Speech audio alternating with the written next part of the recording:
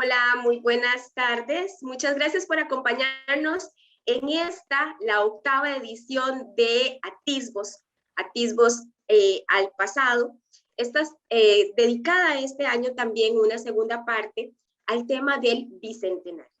Y justamente por esa dedicación al tema del Bicentenario es que tenemos hoy un invitado muy especial, el profesor Rubén Chacón Castro, quien nos va a venir a hablar acerca de 200 años de independencia, normativa y derechos territoriales indígenas. Les comento rápidamente que don Rubén Chacón Castro es profesor de la Facultad de Derecho de la Universidad de Costa Rica, en donde realiza investigaciones sobre los derechos de los pueblos indígenas. Ha participado como abogado de comunidades indígenas en procesos relacionados con temas territoriales y ha realizado publicaciones sobre estas temáticas. Los dejo entonces para que compartamos con el profesor Rubén Chacón y les recuerdo que nos pueden hacer sus consultas a través del chat de este live y al final se las estaremos haciendo al profesor Chacón. Muchas gracias, bienvenido profesor y muchísimas gracias por acompañarnos. Muchas gracias. Es por supuesto un placer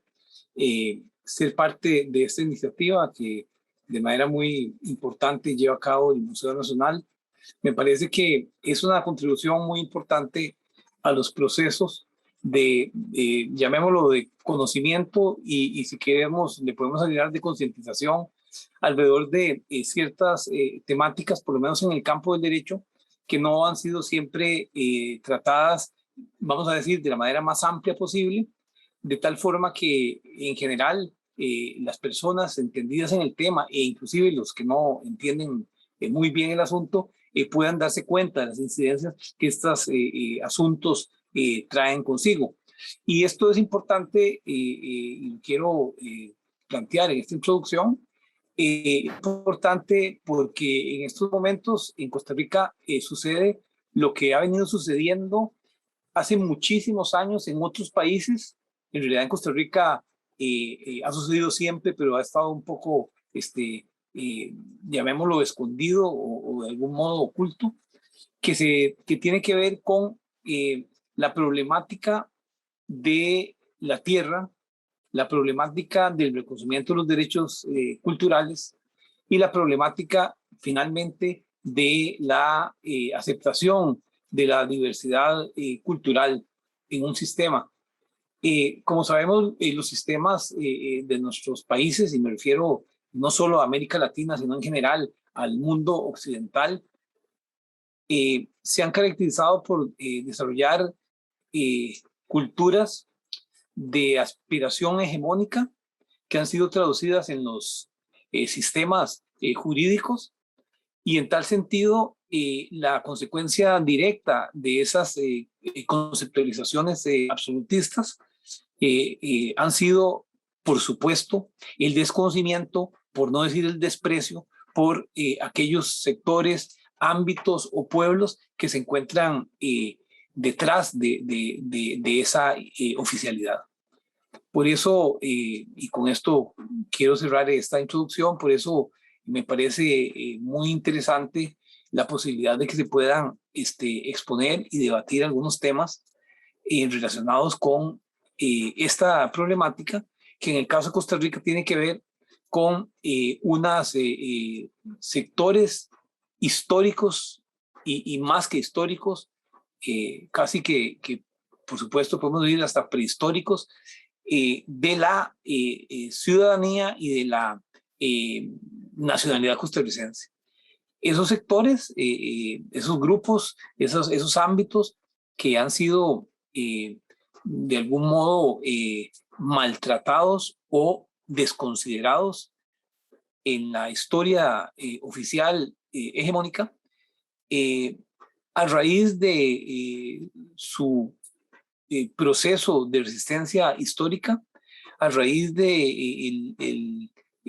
los sonidos y las voces que se escuchan cada vez más en ciertos ámbitos que antes no daban esta oportunidad, han podido comenzar a expresar.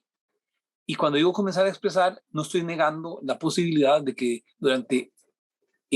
los 500 y pico de años de proceso de de invasión, de conquista, de colonización que llevaron a cabo las potencias europeas, por lo menos en nuestro continente, esas perspectivas de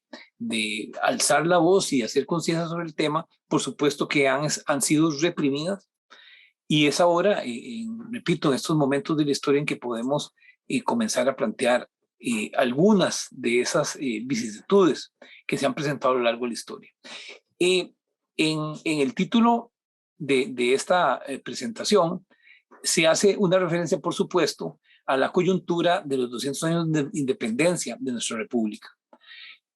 La idea general, quiero plantearlo, es la de simplemente, y cuando digo simplemente me refiero a que no se trata de una presentación de una conceptualización de la problemática jurídica de los pueblos indígenas que alcance, por decirlo de algún modo, el grado de una teoría. Simplemente la idea fundamental en este ámbito en que estamos es la de poder exponer algunos temas interesantes, algunos datos, si ustedes quieren, de importancia, y fijar lo que se aspira, se está convirtiendo en una tendencia de reconocimiento de derechos. Si ustedes quieren, esa es el objetivo fundamental que nos hemos planteado, y es el de hacer un recuento.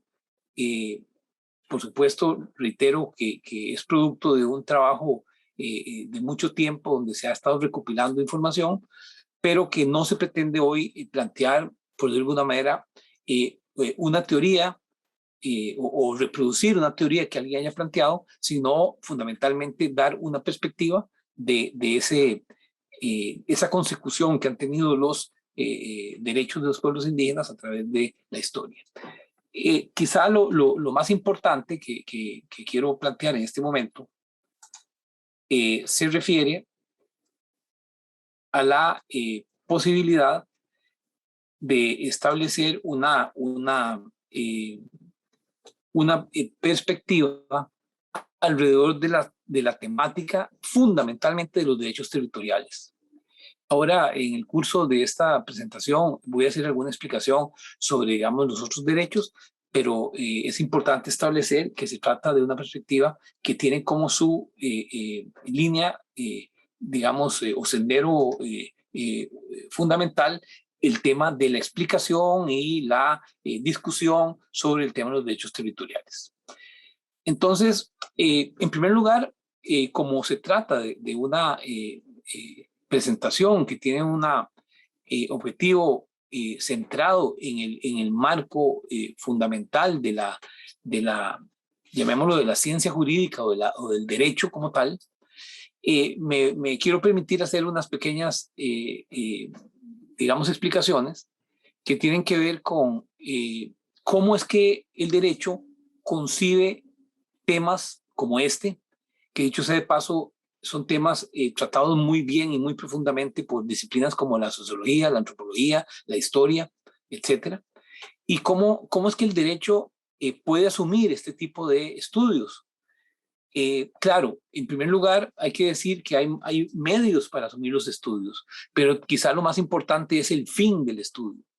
En este caso, el fin del estudio está enmarcado por una reivindicación que podemos ubicar en la temática de los derechos humanos. Es decir, tiene que ver con una modalidad de cómo entender los derechos humanos. En ese contexto de los derechos humanos, por supuesto que utilizamos los recursos o las herramientas que el derecho nos plantea. La más, si ustedes quieren, determinante a la hora de hacer, disculpen, un trabajo de este tipo, es el proceso que se denomina interpretación jurídica. La interpretación jurídica tiene que ver con la función o el ejercicio que lleva a cabo la persona que conoce el derecho,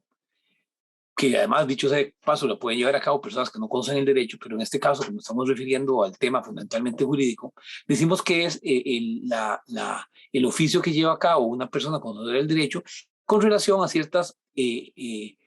complementaciones o integraciones normativas de las disposiciones jurídicas a las cuales tiene posibilidades de accesar. En ese sentido, es muy necesario en el proceso de interpretación la ubicación histórica y política para que se pueda realizar explicaciones jurídicas o, si ustedes quieren, fundamentar posiciones jurídicas. En este caso, el trabajo que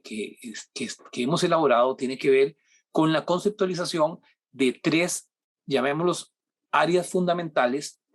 que nos ayudan a clasificar la realidad indígena y que con base en esa podemos establecer ciertos marcos de referencia. Una de ellas se refiere a, como dije anteriormente, que es el centro de la presentación, a la temática de los derechos territoriales. Los derechos territoriales, por supuesto, y la palabra lo dice, tienen que ver con las reivindicaciones que con respecto al trinomio de tierras, territorios y recursos, que es una acepción que utiliza el Convenio 139 de la OIT y la Declaración de Derechos de los Pueblos Indígenas de Naciones Unidas de 2007, ese trinomio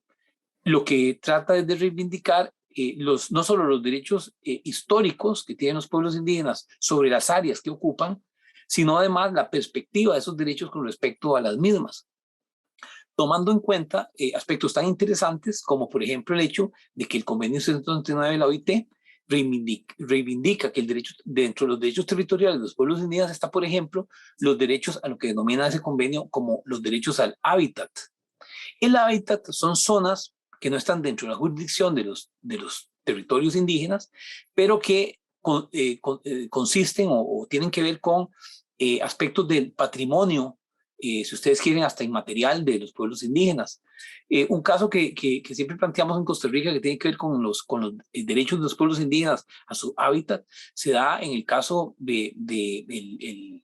caracolito que utilizan los indígenas en la zona sur para dar tono a sus artesanías, que se encuentra ahí por el lado de Isla Violines. En el caso fundamentalmente, digamos, de las personas de Boruca o las personas de Boruca y de pronto de Terra y otros lugares de por ahí que hacen llevan a cabo esas artesanías. Y también utilizamos un ejemplo para explicar el hábitat con el caso del famoso Caño Negro por parte de los indígenas de Guatuso, que han utilizado esas áreas de manera tradicional. Por supuesto que son áreas que en algún momento de la historia estas comunidades, en este caso los burucas y los guatusos, se desplazaban con mucha facilidad sin ningún tipo de restricción. Hoy no, hoy esas áreas están muy distantes de los territorios indígenas que estos pueblos ocupan. Lo que quiero establecer con el tema del derecho a la territorialidad es que el derecho a la territorialidad no solo tiene que ver con los ámbitos que esos pueblos ocupan, sino además con otras áreas, como lo estoy tratando de explicar, que tienen que ver con el hecho de que hay una posibilidad de hacer, digamos, de tener algún tipo de reivindicación alrededor de estos temas, ¿verdad? Es decir, que para poner como un ejemplo, si en algún momento hay alguna consulta, disculpen, que haya que hacer en relación a este tema, a los pueblos indígenas, para seguir con el ejemplo de Boruca y de Guatuso, a los pueblos indígenas malecos y druncas, habría que consultarles en caso de que se quiera desarrollar algún tipo de proyecto en Caño Negro o en la zona de Isla Violines, porque se consideraría esas partes como partes de su, llamémoslo, patrimonio territorial o patrimonio extraterritorial. El otro tema importante con respecto a la regulación de los derechos de los pueblos indígenas es el tema, repito, que se plantea como una clasificación para regular esta temática.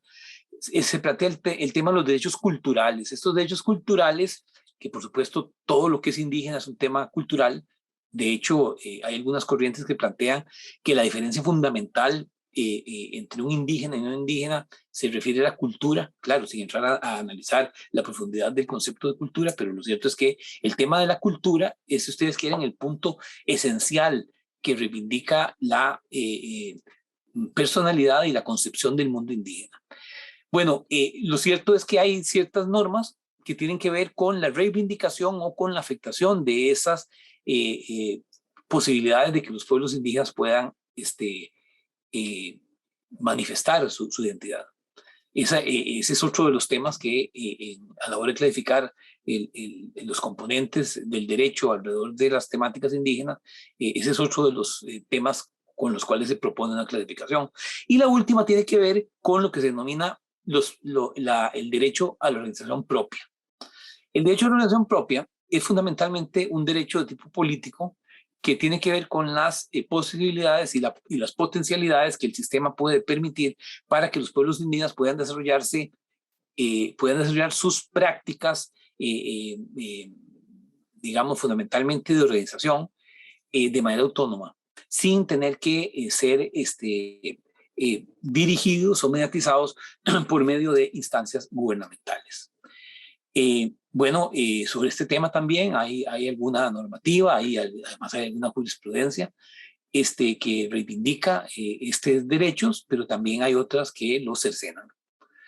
Quiero aprovechar para decir que este estudio se centra fundamentalmente en análisis de tipo normativo, es decir, no hemos hecho un análisis de los fallos o las sentencias judiciales en relación a estos temas. En algún momento se podría hacer alguna referencia a algún tipo de fallo judicial. La jurisprudencia son los fallos judiciales,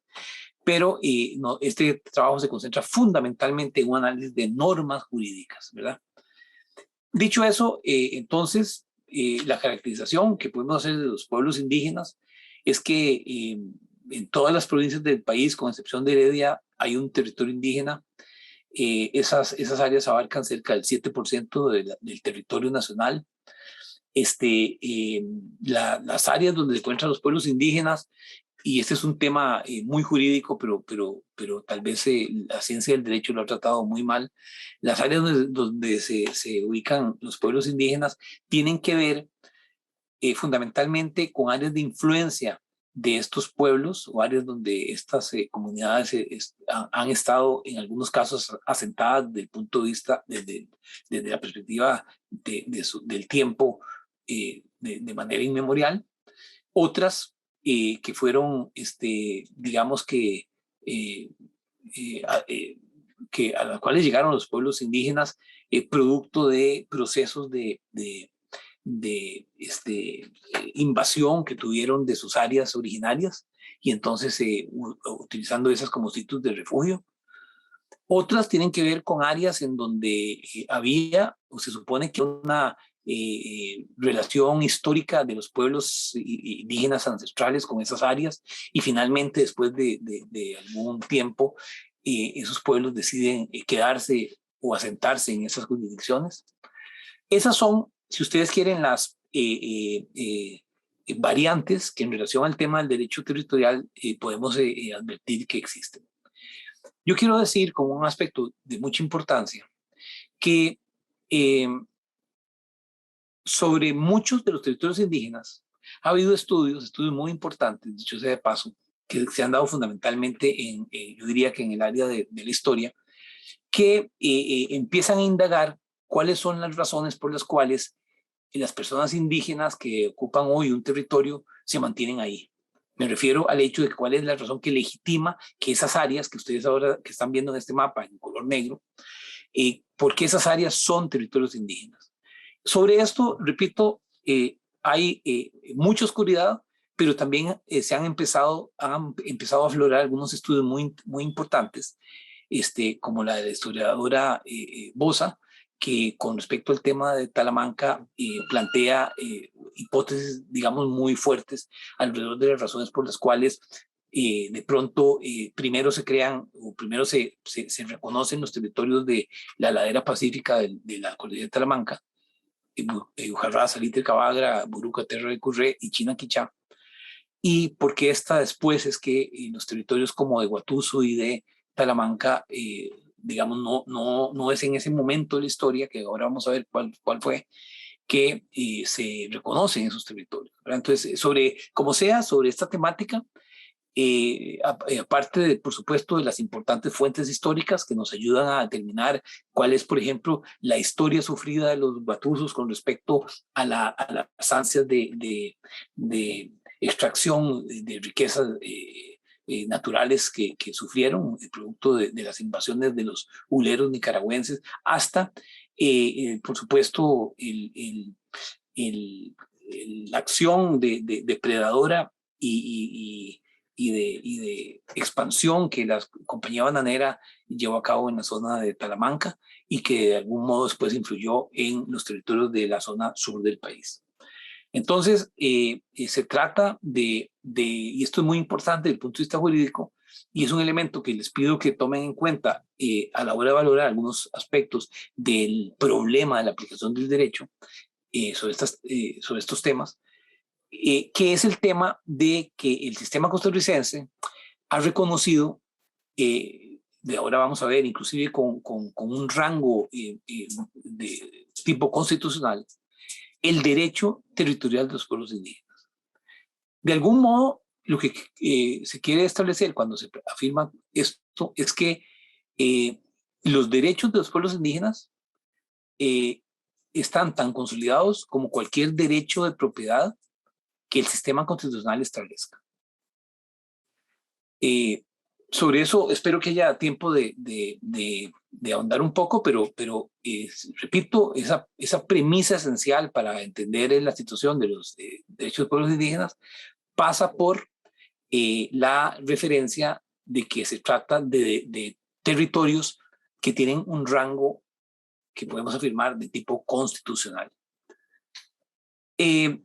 Desde el punto de vista, digamos, de su realidad cultural y de sus características, ahí ustedes ven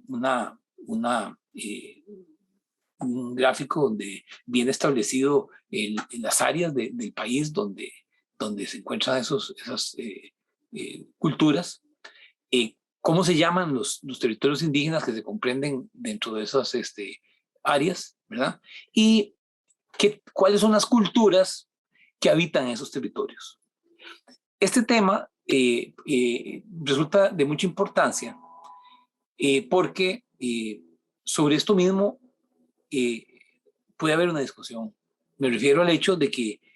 quién son los territorios indígenas, son de las comunidades indígenas. ¿Y qué es una comunidad indígena? Bueno, una comunidad indígena debe ser una expresión que mantiene lazos culturales históricos que se han mantenido durante un tiempo determinado en determinadas áreas, y dentro de ese territorio uno de los objetivos fundamentales o de potestades fundamentales que tienen dentro de ese territorio es el desarrollo de su cultura.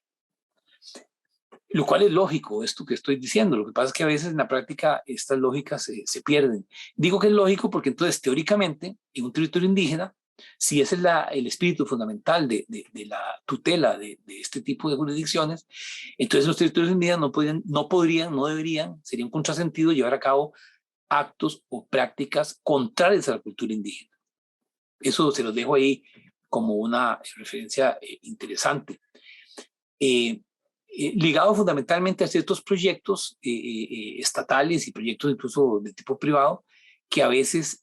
atentan contra la concepción cultural de los pueblos indígenas. Repito que en esto no me estoy deteniendo en un tema muy interesante, muy antropológico, que tiene que ver con qué es lo que vamos a entender como cultura. Si ustedes quieren, solo quiero acercarme diciéndome que estoy muy claro de que la cultura, no sé, de los bribris del año 2021 no es la misma cultura de los bribris del año 1821. Entonces, lo cierto es que, como lo dice el Convenio 139 de la OIT en su definición de indígena, y lo dice la ley indígena, el elemento esencial para determinar quién es indígena y quién no es indígena es el tema de la identidad.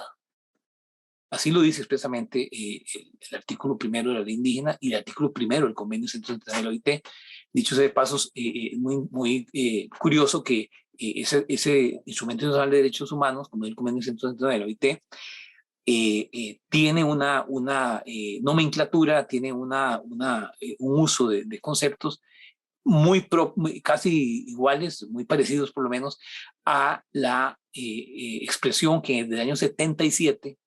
emitió la ley indígena en Costa Rica. Entonces les decía que el tema de la identidad es fundamental, el tema de la cultura es fundamental, y aunque yo les acabo de decir que entonces teóricamente no deberían permitirse acciones contra la cultura que dentro de los territorios indígenas, estoy muy claro de que hay que hacer una discusión sobre entonces cuáles son los alcances del concepto de cultura. Sin embargo, para quien se acerque a la realidad indígena, hay una idea básica de lo que puede entender que es cultura indígena. No profundizo más en esto porque primero no es un tema que yo pueda tratar con mucha propiedad, y segundo, es un asunto que se las trae y que por lo menos jurídicamente así se entiende, así con los términos que yo estoy diciendo. Entonces, decía que esta organización de los territorios es muy importante porque en el sistema costarricense entonces se acepta que las personas indígenas vivan dentro de áreas, y aquí viene otro tema muy interesante, viva en áreas que sus culturas o que su cultura ha venido históricamente poseyendo. ¿Qué es lo que estoy diciendo con esto? Bueno, simplemente me estoy refiriendo a la discusión de los supuestos derechos de personas indígenas de una cultura que viven en el territorio de otra cultura. Esto está regulado por la propia ley indígena. La ley indígena, cuando hace las características de lo que es un derecho, de lo que son las características de la propiedad indígena, dice que son tierras que son inalienables, inalienables, imprescriptibles, no transferibles, y además agrega, y ese es el tema que estoy enfatizando, dice que son exclusivas para las comunidades indígenas que las habitan. Este es uno de los temas que yo siempre he sostenido, que indica que el derecho indígena dentro de los territorios indígenas se refiere fundamentalmente o tutela fundamentalmente, no es que no tutela el otro, pero fundamentalmente tutela el derecho de la cultura ahí asentada. De tal forma que no debería permitirse, cuando digo no debería permitirse, no sería concordante con esta lógica que estamos planteando, que personas indígenas de otros territorios se adentren dentro de las áreas de otra cultura y, no sé, tengan posesión de tierras, tengan influencia en sus instancias culturales, etc. Como sea, ese es otro de los temas muy interesantes del tema indígena. Vamos a ver, el tema de las tierras se caracteriza,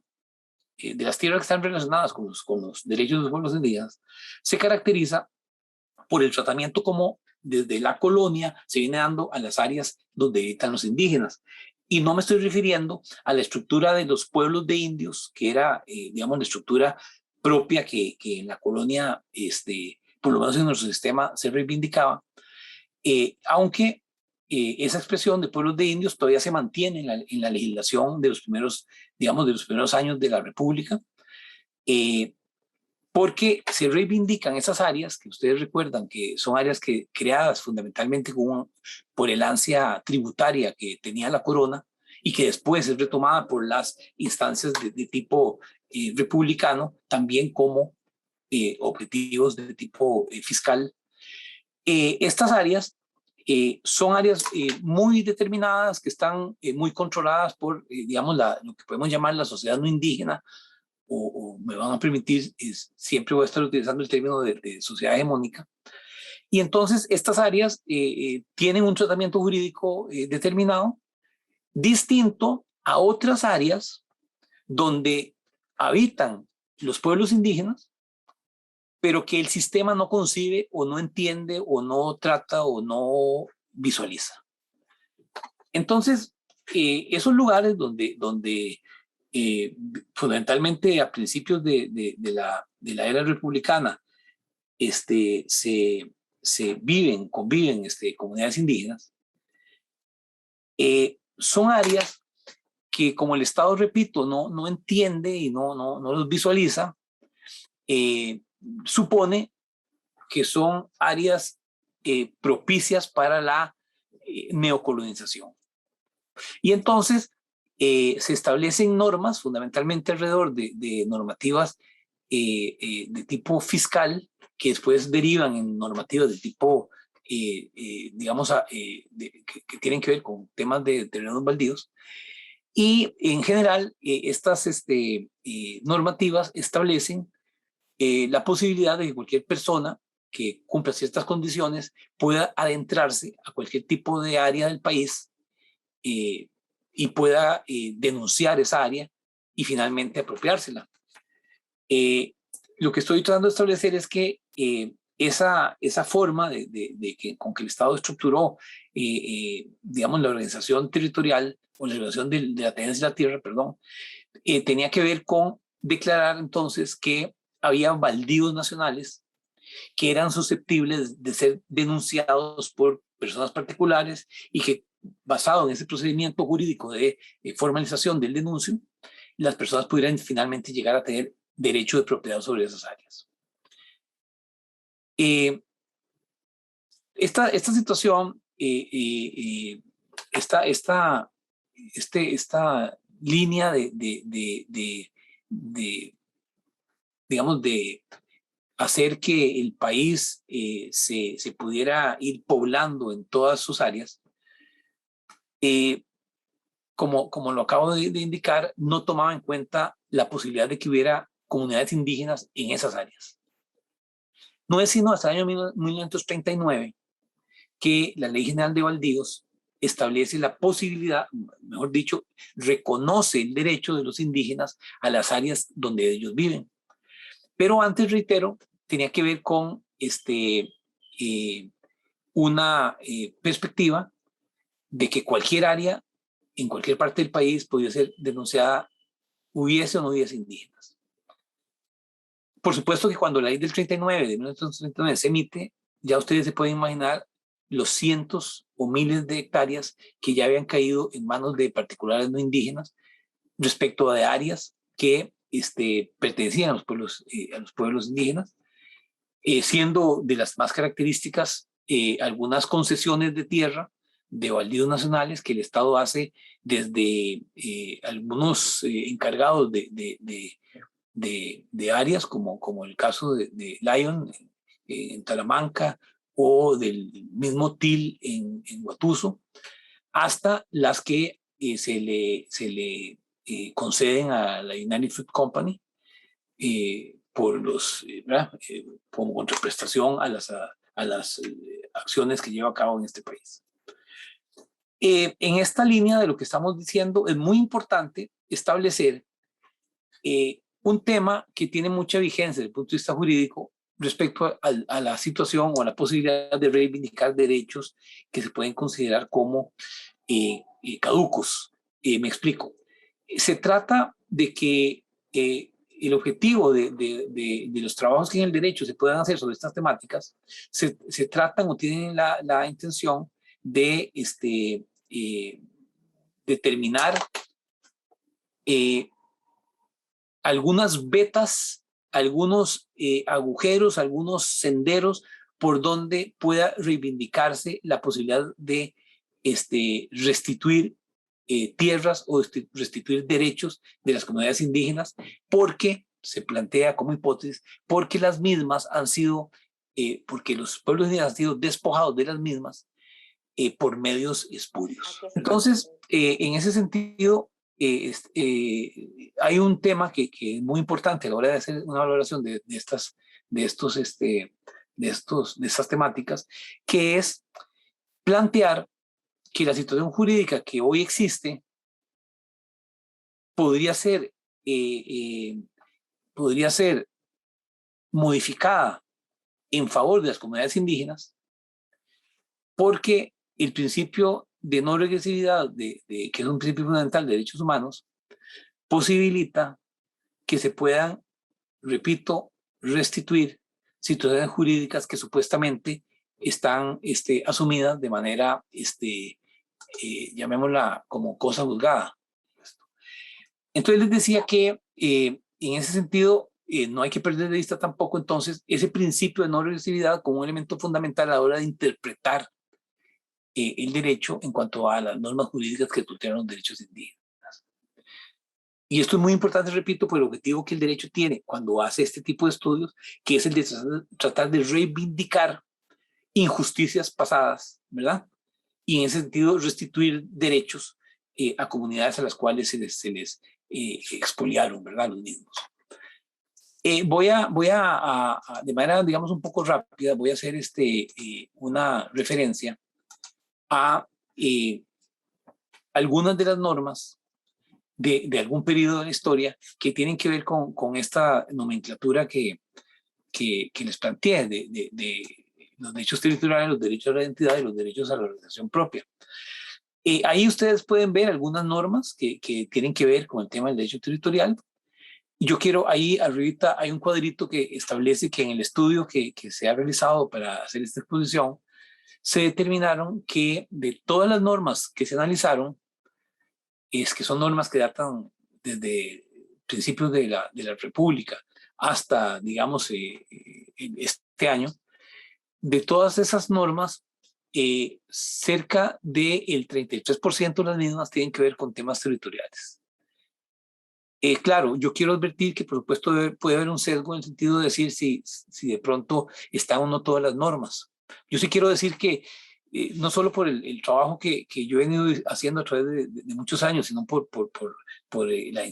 incisivo que he tratado de ser en las normativas, la gran mayoría de las disposiciones jurídicas que se han emitido han sido recopiladas en este documento, esta investigación que estoy exponiendo en estos términos. Bueno, esas son algunas de las normativas que caracterizan derechos territoriales. Me interesa que las vean porque con eso ustedes pueden conceptualizar mucho mejor qué es lo que estamos entendiendo, así como la explicación que hice por derecho territorial. Sobre temas de organización o de organización propia,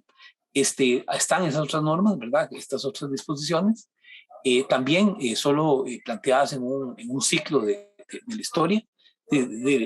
Hay muchos más, hay otras que se pueden, digamos, reivindicar, ¿verdad? Y en ese sentido disculpen en ese sentido hay unas referencias que me interesa sacar, igual con respecto al tema del derecho, el derecho a la identidad, ¿verdad? Como ustedes pueden ver con estas que estoy exponiendo, son normas características que de algún modo reivindican, ya sea a favor, déjenme decirlo de esa manera, o en contra de la reivindicación de este derecho. Y yo digo esto cuando estoy hablando del tema, por ejemplo, de las escuelas, porque hay una tendencia y una importante análisis que se puede hacer alrededor de la incidencia de las escuelas en determinados territorios, en determinado momento de la historia, con respecto a los procesos de aculturación y a los procesos de asimilación y a los procesos de integracionismo que llevó a cabo el Estado, ¿verdad?, con relación a los pueblos indígenas. Por eso lo que quiero plantearles es que se están dando o se presentan ejemplos de disposiciones jurídicas que tienen que ver con esa temática. Es decir, no que tienen que ver con la defensa o la reivindicación de los derechos, no que tienen que ver con esa temática.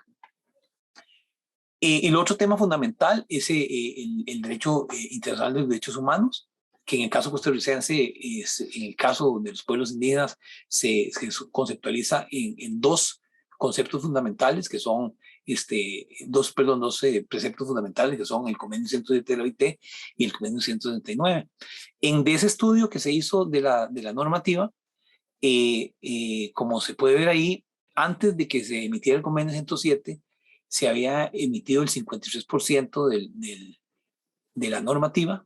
Luego de aprobar el Convenio 107, del número total de normativa analizada, un 54% de esas tenían como fecha de emisión luego de la aprobación del 107 de la OIT, que se aprobó en el año 1959. Y a partir del año 1992, en que se aprueba el Convenio 139 de la OIT, el 88% de las normas estudiadas fueron emitidas en esa coyuntura. Esto nos empieza a acercar al tema y lo adelanto, de que es fundamentalmente a partir de los años, finales de los años 70 del siglo XX, que empieza a proliferar las normativas indígenas, Y por supuesto que cuando se hace el estudio de esto, se hace la pregunta, nos hacemos la pregunta de que si es que en periodos anteriores había igual cantidad de normativas como las que hubo después de los años de finales de los 70. La respuesta es la siguiente. En realidad, después de los 70, cuando se consolidan la gran mayoría de los territorios indígenas, es que se empiezan a emitir muchas disposiciones jurídicas que regulan a cada uno de estos. Entonces, por ejemplo, hay un decreto ejecutivo que trata 3 veces el tema, para decir algo, de Guatuso, porque Guatuso primero se constituyó con una demarcación, luego con otra y luego finalmente con otra. Entonces, esa es la razón que explicaría por qué es que a partir de la finales de década del siglo XX hay más normativa que en otros momentos de la historia. Por lo menos eso se plantea como una hipótesis. Muy interesante este tema que tiene que ver con el número de disposiciones jurídicas que de acuerdo a los periodos de jefaturas de Estado se dan. Se sacó ahí fundamentalmente a partir del año 39, que es cuando se aprueba la ley de terrenos baldíos, y ahí se nota, que aquí lo vemos en este cuadro, perdón, que lo vemos en este cuadro, ahí se nota que en el gobierno de Daniel Oduber, el de Laurent Calderón Fournier y el de Miguel Ángel Rodríguez, es donde se aprueban más normas jurídicas de tutela en general referidas a los pueblos indígenas. Estoy hablando en general. Y les quiero decir que desde el punto de vista de normas que consagran derechos territoriales es fundamentalmente en el gobierno de Daniel Oduber, donde se podría decir se consolidan todo el sistema de territorios sobre reservas indígenas del país. El otro tema tenía que ver con que, bueno, es que no solo hace falta el dato cuantitativo que acaban de ver en ese gráfico, sino el cualitativo, que tiene que ver con cuáles fueron esas normas, cuál es la importancia de esas normas. Entonces, lo voy a pasar muy rápido por el problema del tiempo. Aquí podemos ver cómo hay en cada caso, digamos, desde Braulio Carrillo, una norma que se refiere a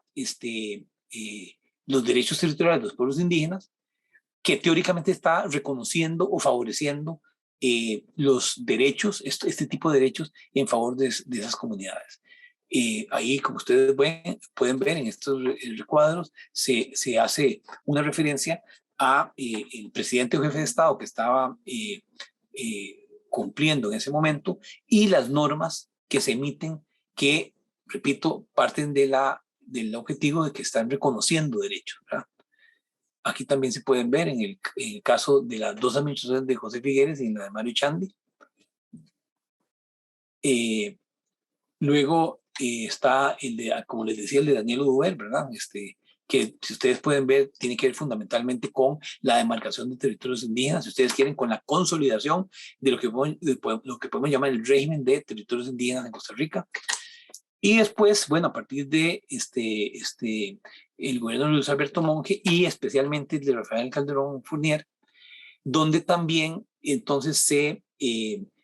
por ejemplo, se redemarcan o se redefinen linderos de algunos territorios, etc. Igual pasa en el gobierno de José María Figueres Olsen. En Miguel Ángel Rodríguez también hay mucha, digamos, emisión de normas jurídicas fundamentalmente regulatorias del tema territorial y de otros temas, por supuesto, pero fundamentalmente el tema territorial. Y también vemos en el caso del gobierno de Laura Chinchilla de los Guillermo Solís. Voy a tener que ser un poco, digamos, breve y conciso en esos últimos referencias que voy a hacer, porque el tiempo ya no me alcanzó. Se plantea que la forma de asumir el tema de los derechos indígenas, o la forma de entender la evolución o el retardo de los derechos indígenas en cuanto a su reivindicación, parte de digamos, de una situación que tiene que ver con los momentos en que estas normas se emiten. Y entonces se plantea como principio de que el sistema hegemónico abrió una puerta de reconocimiento a las personas culturales, y que hay quienes conciben que estos derechos plasmados no son tales, sino que simplemente son concesiones, si ustedes quieren, infructuosas. Hay para sostener el hecho de que el sistema no ha reconocido cabalmente los derechos de los pueblos indígenas, hay algunos ejemplos que demuestran eso. También lo voy a pasar de manera muy rápida, pero para las personas que van a querer hacer van a poder ver la grabación de esta exposición y podrán verlo con detalle, y por eso lo estoy dejando y no lo estoy explicando bien, pero repito, tiene que ver con acciones que se dan en distintas administraciones que emiten normativas que afectan de manera directa los derechos de los pueblos indígenas, fundamentalmente a su territorio. Hay de otro tipo, hay afectaciones de otro tipo, pero aquí estamos refiriendo fundamentalmente a las de tema territorial. Entonces, en resumen, lo que se puede plantear es que hay una posición que plantea que los derechos, el reconocimiento que el Estado hace de los derechos indígenas son una farsa, y lo que hace el sistema es solo aparentar un reconocimiento. Y hay otra que es un poco la que yo reivindico, que por supuesto parto de la crítica que plantea la primera, pero que piensa que la labor del derecho es la de reivindicar y la de exigir al Estado el cumplimiento de esos derechos, que es un poco, por supuesto, ustedes se podrán imaginar, es un poco la labor que cualquier persona que ejerce el derecho pueda realizar en relación a esta temática. Es decir, es el de concebir los derechos como tales, es decir, el de reivindicar la posibilidad de exigir en estados judiciales o inclusive hasta en sede internacional el cumplimiento de los derechos. De ahí, entonces, y con esto voy a cerrar, la tesis fundamental que queríamos establecer alrededor del tema del reconocimiento de los derechos es la posibilidad de que en el año 39, como dije originalmente, se emitió la ley de terrenos baldíos, que en el artículo 8 estableció eso que ustedes ven ahí. Como ustedes ven, dijo del año 39 que las tierras de los indígenas eran propiedad de los indígenas. Y por favor no se confundan cuando dice que era a juicio del Poder Ejecutivo. Lo que quiere decir ese término a juicio del Poder Ejecutivo es que el Poder Ejecutivo tiene el deber de detectar cuáles son todas las zonas donde hay indígenas y definir una zona prudencial donde se van a mantener esas propiedades de ellos. Pero no tiene que ver con que el Poder Ejecutivo puede decidir a este sí, a este no. Esto es un principio fundamental que hay que entender. Entonces, eso es lo que decía el artículo 8. A partir del el artículo 8 se fundamenta a partir del año 59 en el convenio 107 de la OIT, que estableció el derecho de los pueblos indígenas a sus tierras, como ustedes lo pueden ver ahí, y en razón de eso es que podemos plantear este gráfico que establece que la ley de baldíos se fundamenta en el convenio 129, que es posterior a ella, y de la ley de baldíos surgen en este caso, dos normas jurídicas, que son el decreto que creó la Junta de Protección de la Raza de Origen de la Nación y que además ordenó organizar el estudio de los primeros territorios indígenas, y luego el decreto número 34 del año 56, que establece o demarca los primeros territorios indígenas en el sistema. Y entonces se plantea que a partir de que se aprueba la ley del ITCO, que establece expresamente que se deroga la ley de baldíos, esta ley quedó es decir, todo el sistema de reservas indígenas quedó sin ningún fundamento. Por eso es que se pone en la duda ahí esos dos decretos. Y entonces, que si eso es así, quiere decir que la fuerza del convenio 107 de la OIT queda muy supeditada a estas expectativas. Esto hace que entonces en el sistema costarricense se desarrolle a raíz de la ley del ITCO una interpretación de qué es lo que quiere decir el artículo 75 de la ley del ITCO. Cuando la ley del ITCO, que derogó la ley de baldíos, se emite el artículo 75 que dice más o menos, no dice más o menos así, dice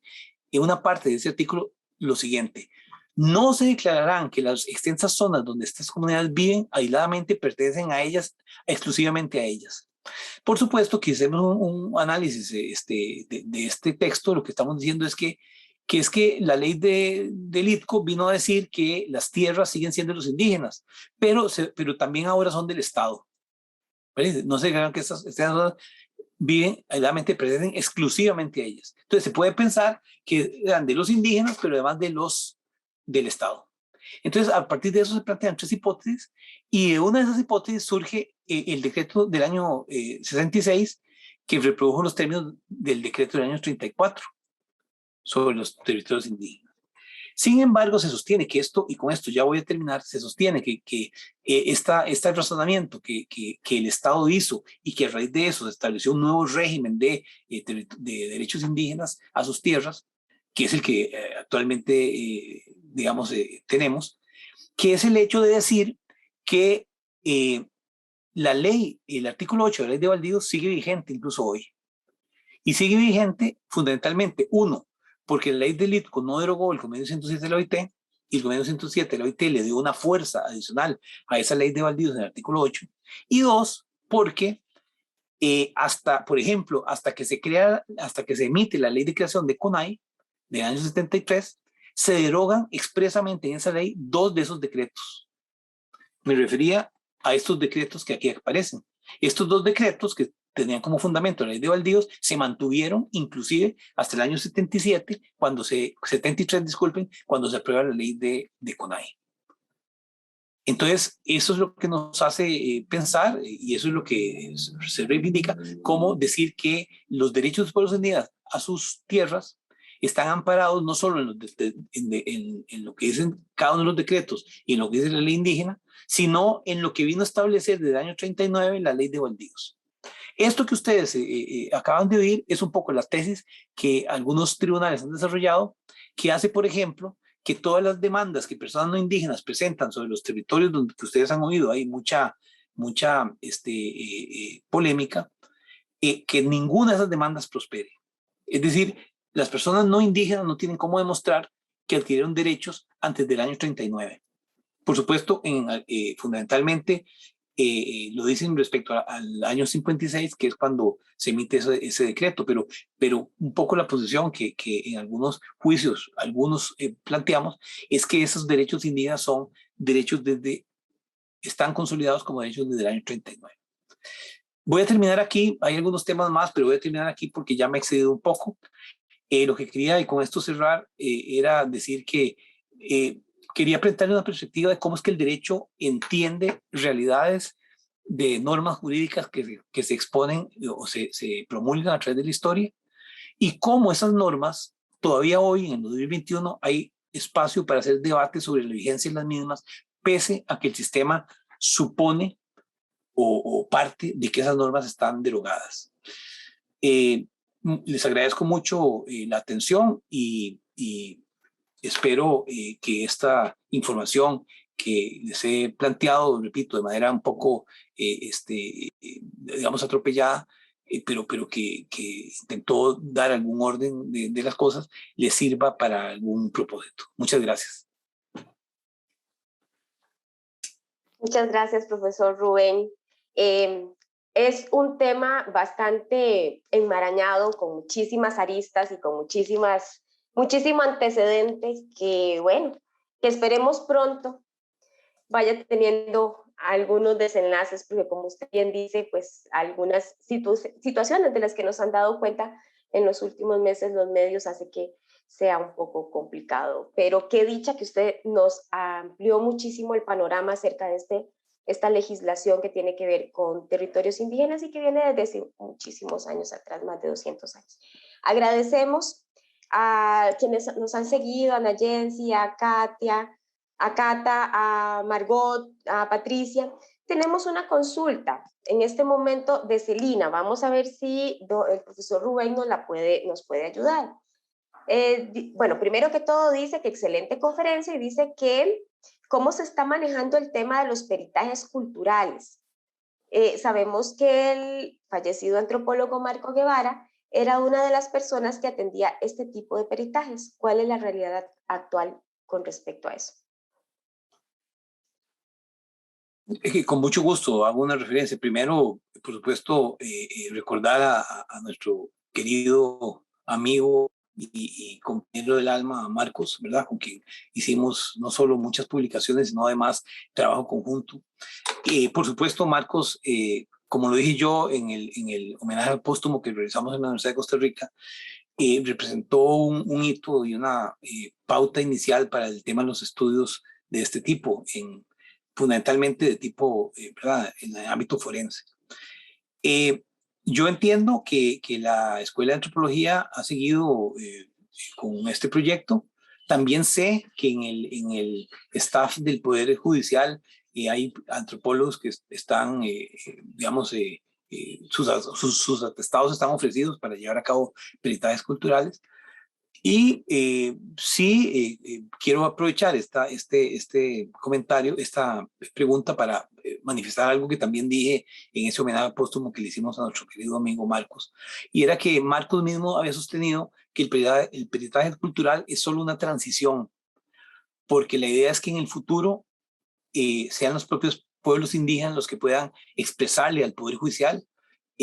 cuál es su realidad sin necesidad de los intermediarios. Creo que en ese sentido, como bien lo decía Marcos, el papel de la antropología tiene que ver con muchos campos y no solo con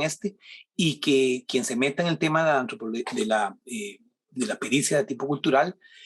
ojalá tenga conciencia siempre en que se trata de algo temporal. Gracias, profesor. Sandra nos pregunta,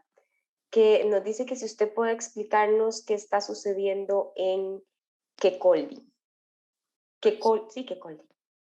Bueno, en Quecoldi vienen sucediendo cosas hace muchos años, pero yo lo traía dentro de mi exposición a ese tema, pero muy brevemente lo digo. Hay una sentencia del 2019 emitida por la Sala Primera que si ustedes vieron, y lo van a ver en la grabación, los que quieran poder ver, cuando hicimos un listado de los temas que implicaban un despojo, una afrenta con los derechos territoriales indígenas, pusimos que en la administración de José Figueres Olsen se emitió un decreto que delimitó el territorio indígena de Quecoldi. Siempre hubo, cuando se delimitó el territorio de Quecoldi originalmente, siempre hubo hubo disputas sobre el área costera. En el gobierno de José María Figueres Olsen se emitió un decreto, así, sin consultarle a nadie, donde se le quitó el área costera a los indígenas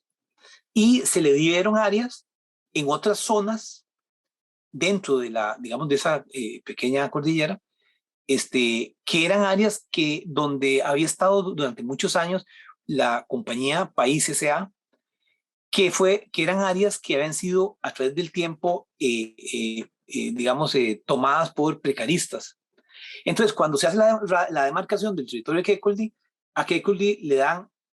supuestamente, en complemento de esa área costera que le cercenaron, le dan esas otras áreas. Entonces, cuando las gentes indígenas llegan a esas áreas, se dan cuenta que están plagadas de campesinos no indígenas. Este es parte del problema. Entonces, como hay el problema de la posesión de campesinos no indígenas en un área del territorio, hay el problema de la reivindicación del área de la costa, y hay problemas, por supuesto, muy serios de una comunidad indígena que no comparto mucho lo que dijo el abogado de ellos mismos cuando le preguntaron que si el tema de Quecoldi iba a provocar la situación que, por ejemplo, estaban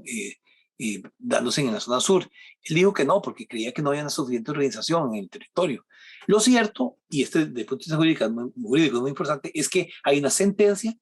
que declara que personas que supuestamente alegaban derechos históricos, personas no indígenas, que alegaban derechos históricos sobre las mismas, no tienen derecho a esas áreas. Y ese, repito, está creando una confrontación muy grande en ese lugar. Esperemos pronto se resuelvan esas situaciones. José Luis pregunta, ¿se está respetando la ley indígena? ¿Los jueces la están respetando, según su opinión? Sí, yo digamos que litigo en el tema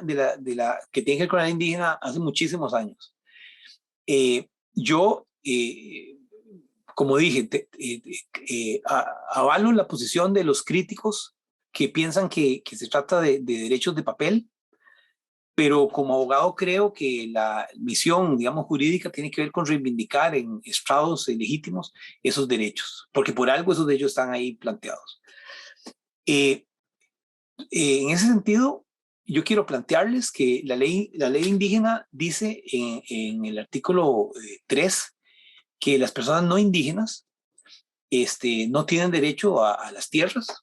y el artículo 5 dice que las personas no indígenas que tienen algún derecho en alguna de esas tierras deben de ser indemnizadas. La jurisprudencia en los últimos años, fundamentalmente la Constitución Administrativa, pero también la agraria, ha reivindicado que no importa que una persona tenga un derecho de posesión, digamos, de buena fe, si esa persona no indígena lo transmite a otra persona no indígena, el derecho del no indígena desaparece. Es decir, que a la hora de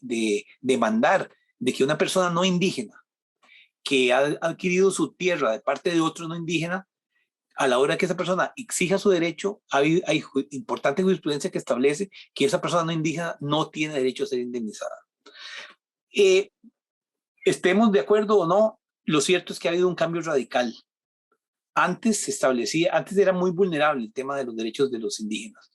Yo no estoy diciendo que hoy sea distinto, pero quiero decirles que y es una anécdota muy interesante, que parte de la lucha que se da en Salitre